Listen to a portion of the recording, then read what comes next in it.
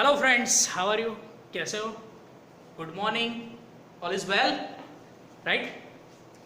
चलो, आज I hope कि आप सब घर पे सेफ हो गए, राइट? और ज़्यादातर घर से बाहर मत जाइए। ये कोरोना वायरस का जो एटमॉस्फेयर है उससे हम सबको बचना है, ठीक है? अभी हमें 2020 में विकेट बचा के रखना है, 2021 में हम रन बना लेंगे। ऐसे बहुत मैसेज आपको आए होंगे।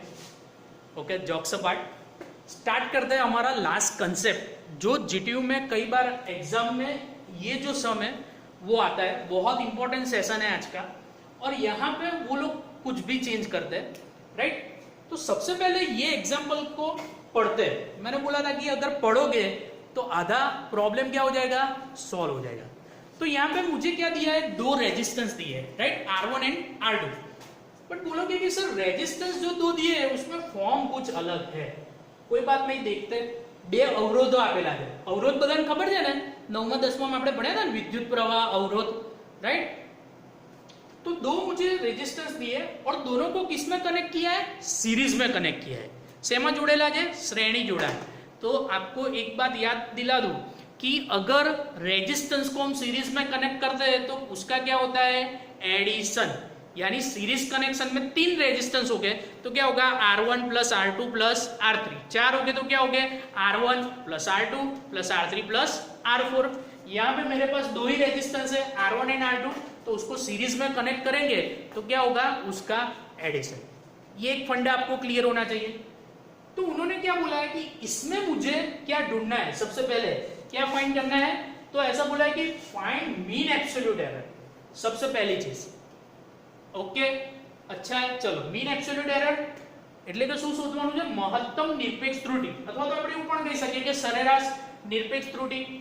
और दूसरा मुझे क्या करना है, उन्होंने बोला है कि represent it with percentage error. यानी ऐसा नहीं बोला है कि परसेंटेज एरर फाइंड करो, बट परसेंटेज एरर के साथ उसको रिप्रेजेंट करना है। उसका मीनिंग क्या है कि मुझे परसेंटेज एरर फाइंड करनी पड़ेगी।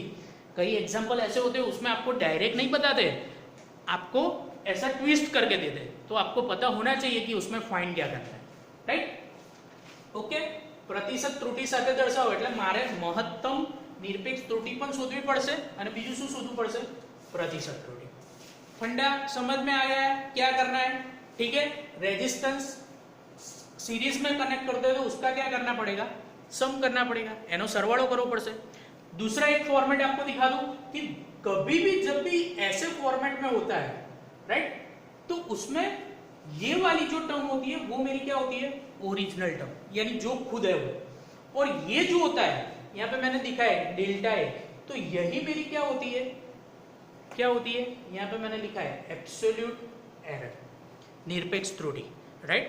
तो कभी भी आपको ऐसा फॉर्म लिखे, यहाँ पे कुछ भी दे दे, कोई भी फिगर चेंज करे, तो मुझे क्या याद रखना है, R1 is equal to R1 plus और माइनस डेल्टा R1, और R2 इज इक्वल टू क्या आ जाएगा, R2 प्लस और माइनस डेल्टा R2। और जो ये डेल्टा R है उसी को ही हम क्या बोलेंगे, absolute error, mean absolute error, जेने આપણે કહીશું મહત્તમ નિરપેક્ષ ત્રુટિ। तो इसमें ये वाला पोर्शन है उसको ही हम क्या बोलेंगे, मीन एब्सोल्यूट एरर। तो चलो फाइंड करते हैं। कैसे फाइंड करेंगे, सबसे पहले तो सीरीज में कनेक्ट किया है, राइट? तो सीरीज में यानी इक्विवेलेंट रेजिस्टेंस क्या होगा, R is equal to R1 plus R2 होगा। ऐसा सीरीज में एडिशन होगा, बताया हमने अभी। तो R1 प्लस क्या हो जाएगा, R2 हो जाएगा, ठीक है? देखो R1 की वैल्यू क्या है, 200 प्लस और माइनस क्या हो जाएगी, 3 ओम, प्लस R2 की वैल्यू क्या हो जाएगी, 500 प्लस और माइनस 5। यहां पे मैं ये लिख सकता हूं ये फॉर्म में डेल्टा R। तो यहाँ पे डेल्टा R जो होगा वही आपका क्या होगा फ्रेंड्स, मीन एब्सोल्यूट एरर। तो डेल्टा R इसको मैं बोल दे सकता हूं मीन एब्सोल्यूट एरर, એટલે કે મહત્તમ निरपेक्ष त्रुटि लिख सकता हूं, पता चल गया। चलो अब इसका समेशन करना है। बोलोगे कि सर समेशन कैसे करें, ये तो मैंने पहली बार देखा है। बहुत सिंपल है, जो ओरिजिनल पार्ट है उसका सम करो और जो एरर है उसका सम करो। यहाँ पे 5 ओम, राइट। तो कर सकते हो। तो क्या आएगा, देखो बहुत ही सिंपल है फ्रेंड्स, 200 500 तो क्या आएगा, सॉरी 700 प्लस और माइनस 3 ओम 5 ओम तो क्या आ जाएगा 8 ओम। यानी उसका मीनिंग क्या, जो आर है वो मुझे इतना मिला, जो डेल्टा आर है वो मुझे क्या मिला 8 ओम।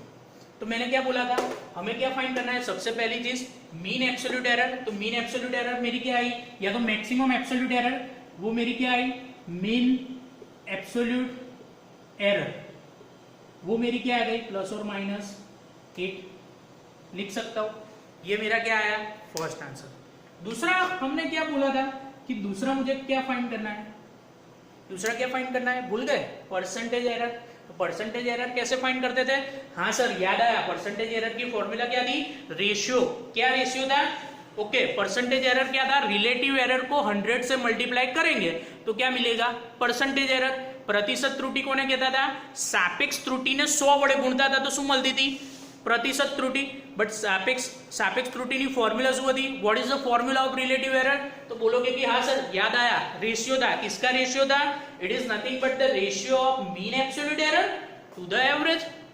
ठीक है, याद आया कुछ, बराबर। સરેરાશ નિરપેક્ષ ત્રુટિ છેદમાં શું હતું, સરેરાશ અથવા તો આપણે જે નિરપેક્ષ ત્રુટિનો સમ કરતા હતા મોડ વાળો, એનો આપણે રેશિયો લેતા હતા, એને આપણે કહેતા હતા સરેરાશ નિરપેક્ષ ત્રુટિ છેદમાં સરેરાશ, એને આપણે 100 વડે મલ્ટીપ્लाई કરીએ તો શું મને મળતું હતું प्रतिशत त्रुटि।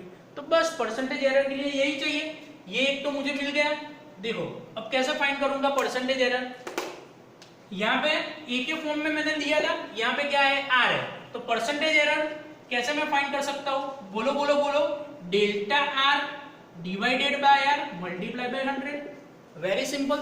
तो डेल्टा आर की वैल्यू क्या मिल गई मुझे, ठीक है, यहाँ पे लिख दो ये चीज क्या है, यहाँ पे मैं ऐसा लिख सकता हूँ डेल्टा आर, राइट।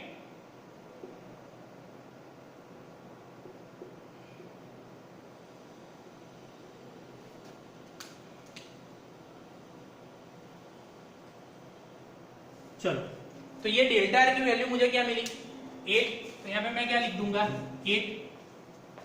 अब आर की वैल्यू क्या है फ्रेंड्स, देखो ओरिजिनल 700, तो ये आ जाएगा 700 multiply by 100।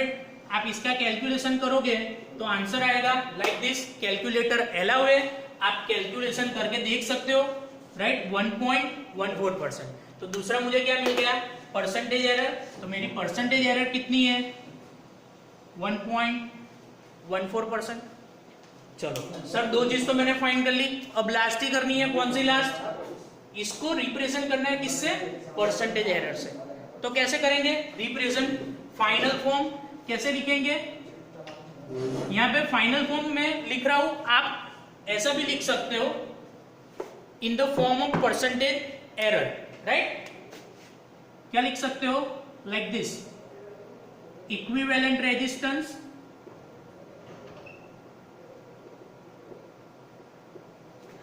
With percentage error, समतुल्य अवरोध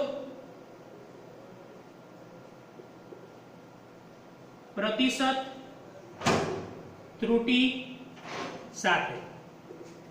तो फ्रेंड्स क्या आएगा, देखो यहाँ पे सिंपल है, equivalent resistance with percentage error. तो इक्विवेलेंट रेजिस्टेंस मेरा क्या था 700, तो यहाँ पे मैं इजी क्या लिख सकता हूँ 700 प्लस और माइनस, यहाँ पे क्या था, मैंने यहाँ पे ये फॉर्म आपको डिस्क्राइब किया है, delta A mean absolute error, so that's why यहाँ पे लिख सकता हूँ विद परसेंटेज एरर 1.14%।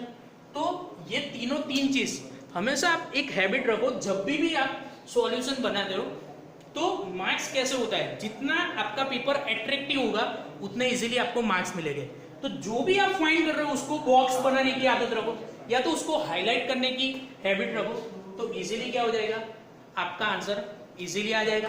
तो यहाँ पे मैंने तीनों तीन चीज फाइंड कर ली है, राइट। अब एक और चीज यहाँ पे मैं आपको एक होमवर्क दे रहा हूँ, ठीक है, सिर्फ इसमें चेंज कर रहा हूँ, यहाँ पे मैं कर रहा हूँ 500, यहाँ पे कर रहा हूँ 3 ओम, कुछ भी आ सकता है, XYZ कुछ भी आ सकता है। तो ये आप बहुत सारे एग्जाम्पल ऐसे आप बना सकते हो, तो आप एग्जाम्पल बनाओ और सॉल्व करो। कोई भी डाउट हो तो कमेंट सेक्शन में कमेंट करो, ठीक है। तो ये आज का जीटीयू का एग्जाम्पल था, कई बार वो 4 मार्क्स में आता है, ठीक है। तो ध्यान से पढ़ो, कुछ भी डाउट है तो मुझे बेहिचक कमेंट करो, ठीक है। और घर पे रहो, सेफ रहो, प्रैक्टिस करते रहो। Till then, thank you, enjoy.